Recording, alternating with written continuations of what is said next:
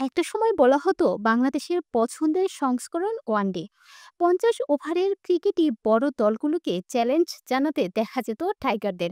তবে গেল 1 বছর সেই তকমাটা আর ঠিকঠাক ধরে রাখতে পারেননি নাজমুল হোসেন শান্তরা। তার প্রভাব পড়েছে আইসিসির বাৎসরিক র্যাঙ্কিং হালনাগাদেও। এক ধাপ পিছিয়ে এখন 10ম স্থানে তারা।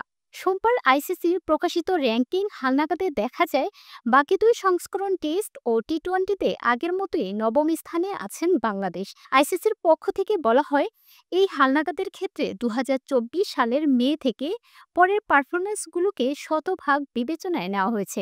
এর আগের 2 বছরের পারফরমেন্স থেকে নেওয়া হয়েছে 50%। স্বাভাবিকভাবেই ওয়ানডেতে গত বছরটা ভালো কাটেনি বাংলাদেশে। চ্যাম্পিয়ন্স ট্রফিতেও ব্যর্থতার গ্যালানি নিয়ে দেশে ফিরতে হয়েছিল নাজমুলদের।